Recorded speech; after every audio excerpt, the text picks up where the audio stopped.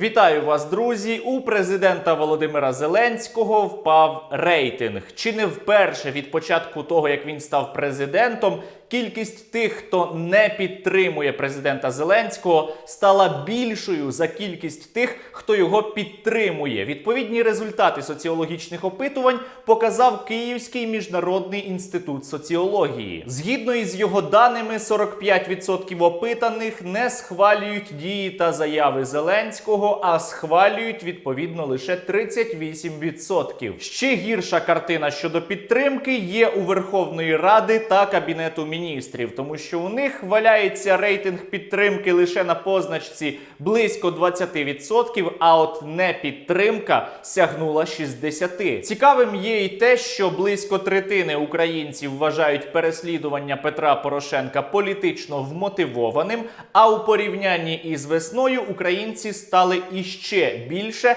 не довіряти МВФ. Чому ж так сталося? Я не знаю.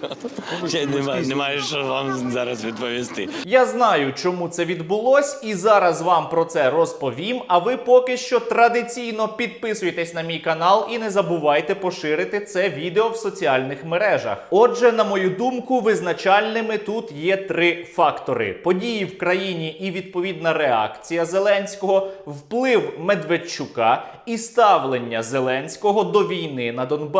Почнемо із першого. Давайте пригадаємо, які найгучніші події стались за останні 60 днів, тому що саме за цей термін у Зеленського суттєво впали рейтинги. 23 травня мусора у Кагарлику зґвалтували жінку прямо у поліцейському відділку. Цей злочин викликав масові протести проти Арсена Авакова, чиї поліціянти, чи то міліціонери, в принципі різниці немає жодної, вже протягом 7 років вбивають, катують і гвалтують українців.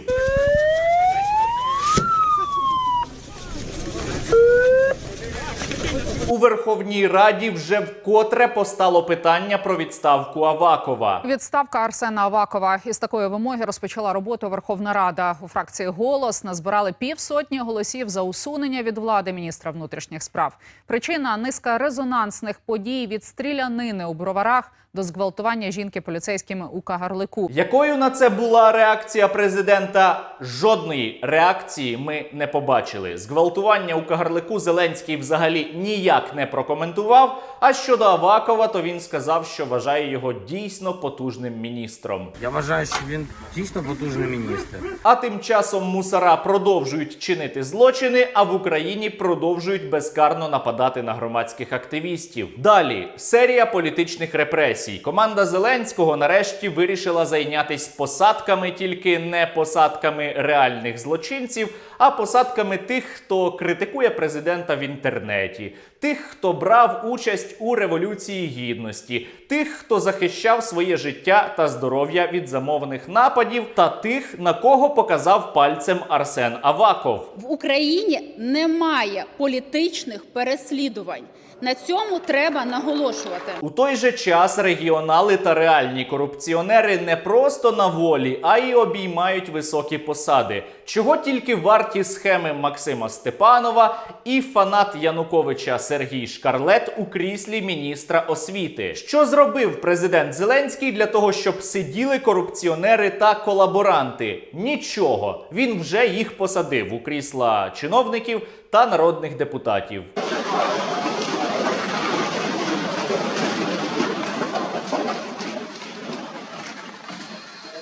Ну і коронавірус. Президент Зеленський чи не щодня записував відео, у яких закликав нас залишатись вдома і казав, що все насправді дуже і дуже серйозно. Продовжуємо залишатися вдома.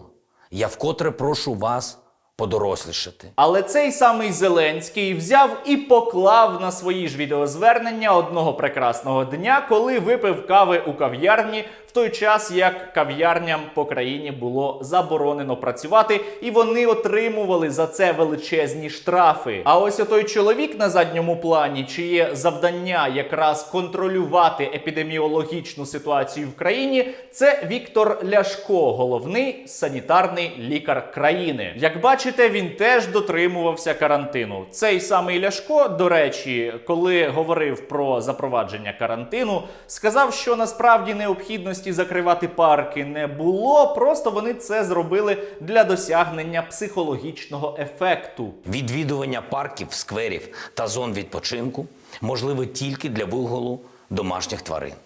За порушення правил карантину діє адміністративна та кримінальна відповідальність. Ми коли закривали в свій час парки, робили там оприскування доріг, це знову ж таки було питання не стільки впливу на епідеміологічний процес, скільки на психологічний процес. Закриття парків немає відчуття такого, що все безпечно. Люди більше психологічно готувалися до того, щоб треба зайти в цей карантин. Відчуття тривоги, так? Відчуття тривоги, так. Тобто Ляшко взяв і сказав нам, що уряд і він взяли і просто набрехали нам в обличчя. Так само, як і брехав Микола Тищенко про свій ресторан «Велюр». До речі, а ви чули хоч якусь реакцію президента на цю історію? Я нічого не чув. Але ж це йдеться про людей із його команди. Навпаки, Тищенко тепер від «Слуги народу» балотується в мери Києва і привозить лимони на місце вибуху житлового будинку на Позняках.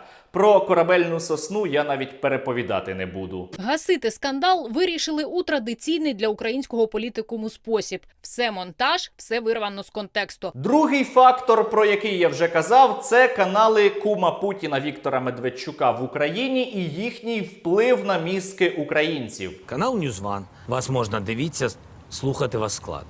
На всіх каналах Медведчука Володимира Зеленського критикують, поливають брудом і періодично навіть пропонують його скинути. Я тільки що послухав видео нашего президента Зеленского. Ну, он же почти в каждом слове врал.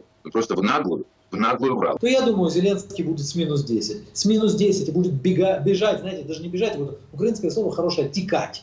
Вот текать будет потом из Украины, аж пятки будут сверкать. Поэтому задача не только за нас самих сражаться, но и за Донбасс. Мы должны смести эту власть. Паралельно на цих каналах українців лякають злом номер 1 – Міжнародним валютним фондом, до якого, як я вже казав, рівень довіри серед українців суттєво знизився. Ну вы МВФ, вы даете стране деньги. Почему вы требуете, чтобы она убила своих граждан? То, что МВФ там над нами издевается, это понятно. Ни одна страна в мире не стала сильнее от сотрудничества з МВФ. При тому, що сам Зеленський, на відміну від Голобородька, каже, що співпраця з МВФ нам насправді потрібна. Для нас дуже важливо, щоб у нас дійсно відбулось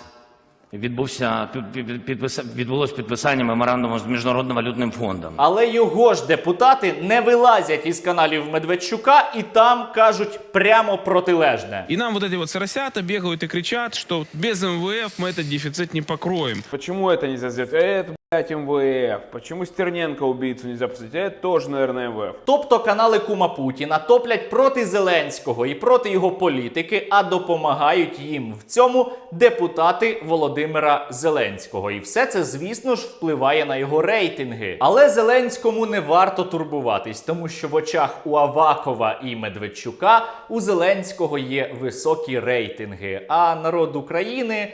Навряд чи думка народу України когось із них цікавить. Так що, попри обіцянки Зеленського розібратись із Медведчуком... І це дуже буде гучна історія, яка дуже погано закінчиться. Все виглядає так, що це Медведчук розбирається із Зеленським. І про третій фактор. Зовсім окремо я маю сказати про війну. Вона триває. Росія чи не щодня вбиває українців. Росія окупувала наші території. І Росія не відмовляється від ідеї знищити Україну. Як на це реагує президент? Він боїться критикувати Путіна, називати війну війною, а Росію агресором. Він пише про збитий Іл-76 та згадує про події 2 травня в Одесі, але не каже, хто збив літак із нашими десантниками та хто намагався захопити Одесу. Чи має саме так себе поводити верховний головнокомандувач? Питання, мабуть, риторичне. Прекратить огонь, прежде всего. Просто прекратить стрелять. А ви ще пригадайте міністра оборони, який нагородив Вілкула. Підбиваючи підсумки, у падінні рейтингів Зеленського винен насамперед Зеленський. Це відбувається завдяки його непослідовності, завдяки тому, що він покриває Авакова, завдяки політично вмотивованим переслідуванням,